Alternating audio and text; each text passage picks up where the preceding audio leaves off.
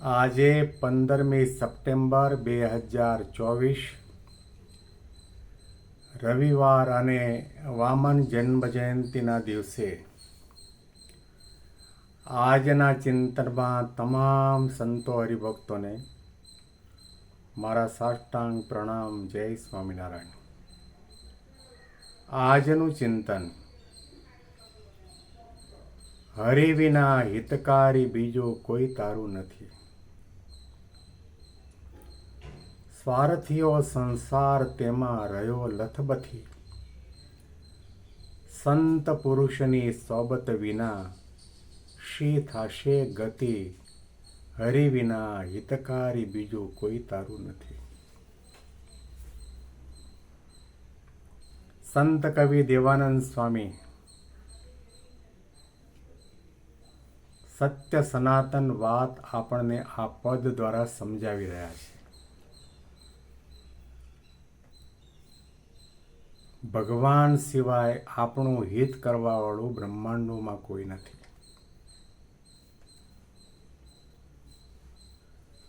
આપણા અજ્ઞાનના પડળને દૂર કરવા માટે,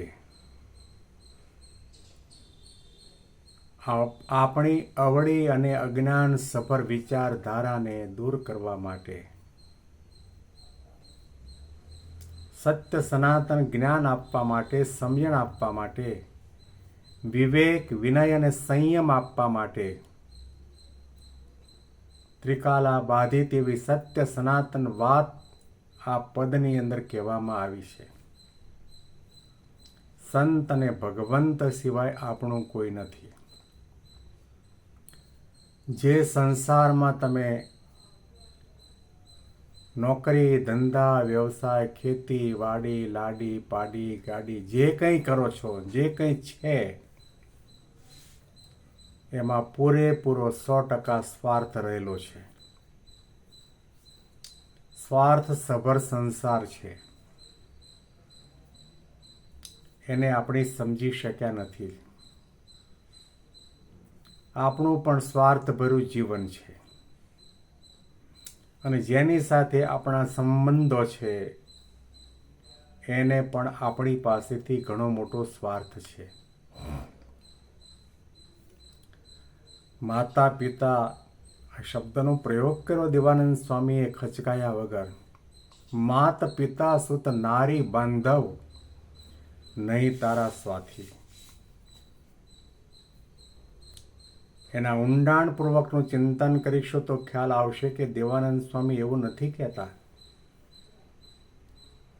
કે તમારા જન્મદાતા માતા પિતાનો ત્યાગ કરો અથવા તો એના પ્રત્યે અણગમો રાખો, એના પ્રત્યે ઘૃણા અને તિરસ્કારની ભાવનાઓ રાખો. એવો પ્રકારનો ભાવ નથી. તમે પુત્ર છો તો પુત્ર તરીકે માતા પિતા તરફ તમારું જે કર્તવ્ય છે જરૂરપણે બજાવો, પણ દિલ અને દિમાગની અંદર ગાંઠ વાળીને બેસો કે અંત સમયે તો એકલા જવાનું છે. સ્વાર્થ દરેકના હૈયામાં બેઠો છે. માતા હોય, પિતા હોય, ભાઈ હોય, ભગીની હોય, સન્નારી હોય. દેવાનંદ સ્વામી કહે છે તમે તમારું કર્તવ્ય અવશ્યપણે બજાવો, પરંતુ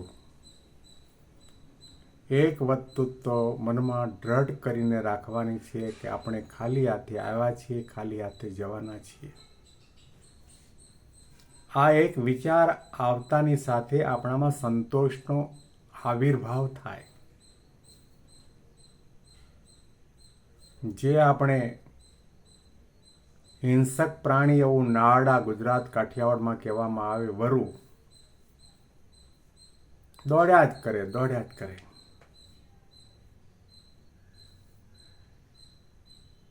એમ આપણે પણ ગધેડાની માફક દોડતા જ રહીએ છીએ.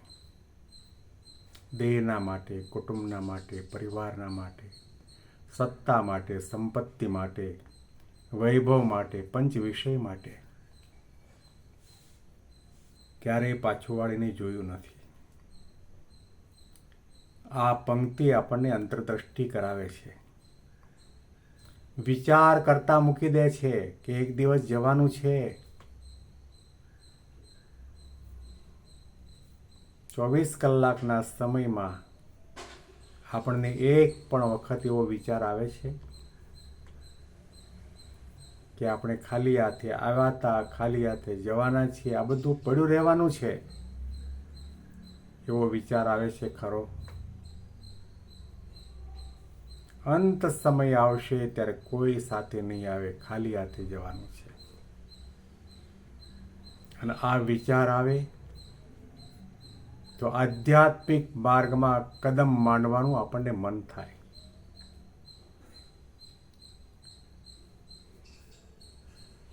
ખાવિંદ નામનો રાજા થયો. એનું 13 તુંબા લશ્કર હતું અને 999 ઊંટ ઉપર એનું બબરચી ખાનું એટલે રસોડાનો સામાન જતો, ક્યાંય પણ બારે પિકનિકમાં જતો ત્યારે. 13 તુંબા લશ્કર એટલે અશ્વદળ, ઊંટદળ, ગજદળ અને પૈદળ. એ લશ્કર પસાર થવાનું હોય એ રસ્તા ઉપર એક મોટું તુંબડું જેમાં 5 લીટર 10 લીટર પાણી સમાય એવું મૂકવામાં આવે. ઉપરનો ભાગ ખુલ્લો રાખવામાં આવે. હાથી પસાર થાય, ઘોડા પસાર થાય અને એના ચાલવાના કારણે રજકણો ઉડે, ધૂળની ડમરી ઉડે. ધૂળના રજકણો ઉડતા ઉડતા આ તુંબડામાં ભરાય. આવા 13 તુંબડા ભરાય. એટલા બધા રજકણો આ લશ્કર પસાર થાય ત્યાં સુધીમાં ઉડતા હોય ને તુંબડા ભરાતા હોય. આટલું મોટું લશ્કર હતું.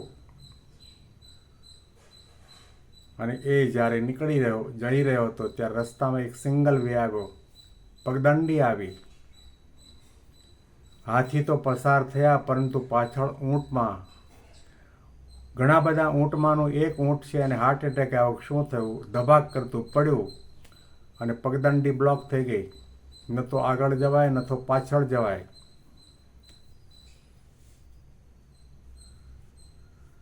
અને આ રાજા પોતાના હાથી ઉપર સોનાની અંબાડીમાં બેઠો હતો. સવારી એકદમ અટકી ગઈ. એ બાજંદ રાજાએ વિચાર કર્યો કે આ સવારી કેમ રૂકી ગઈ? પ્રધાનને બોલાવ્યો, મંત્રીને બોલાવ્યા, તપાસ કરો ક્યાં રૂક ગયા સવારી. અને તપાસ કરીને આવીને કહ્યું, રાજા સાહેબ ऊँट मर गया है. तो कि क्या मर गया है? कि ऊँट मर गया है. तो कि मुझे देखना है. રાજા બાજંદ રાજા પોતાના હાથી ઉપરથી નીચે ઉતર્યા અને ચાલતા ચાલતા ઊંટ પાસે ગયા અને પ્રધાનને પ્રશ્ન કર્યો, इसमें से मर क्या गया? उसकी 2 आंखें है, 2 कान है, 4 पैर है, पूंछड़ी है, पूरा शरीर है, इसमें से मर क्या गया? ત્યારે પ્રધાને કહ્યું, राजा साहब उसका रूह निकल गया, उसकी आत्मा निकल गई. तो कि हमारा क्या हो कि हमारा भी एक दिन ऐसा ही होने वाला है.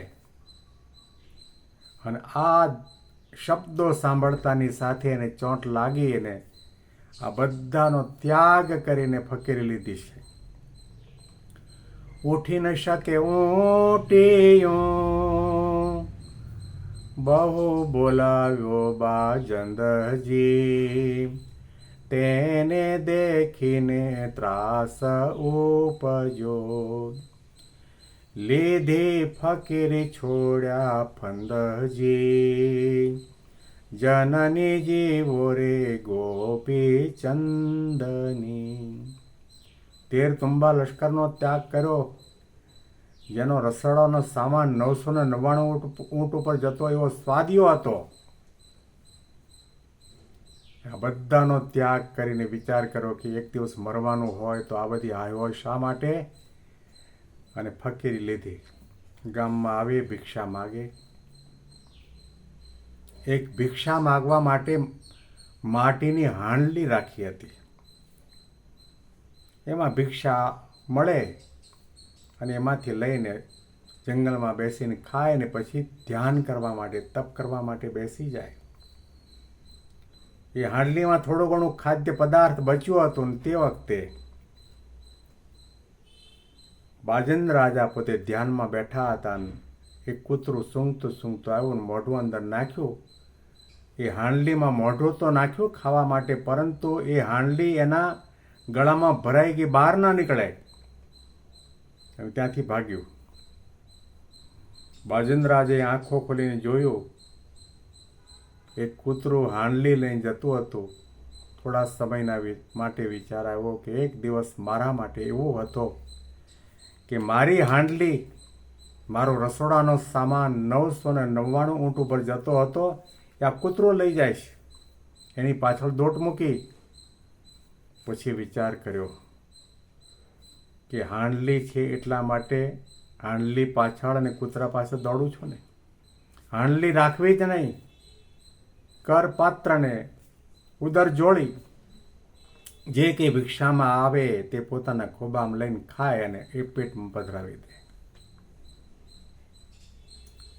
અંતરદ્રષ્ટિ થાય. શબ્દોને જ્યારે મનન ચિંતન કરીને ઊંડાણપૂર્વકનો વિચાર કરવામાં આવે ત્યારે આપણી પાછી વૃત્તિ વળે. સ્વાર્થીઓ સંસાર તેમાં રહ્યો લથબથી, સંત પુરુષની સોબત વિના શી થશે ગતિ, હરિ વિના હિતકારી બીજો કોઈ તારું નથી. આ પંક્તિ ઉપર વિશેષ ચિંતન આપણે આવતીકાલે સાંભળીશું. બેંગ્લોરથી પીડી શાસ્ત્રીના. જય સ્વામિનારાયણ.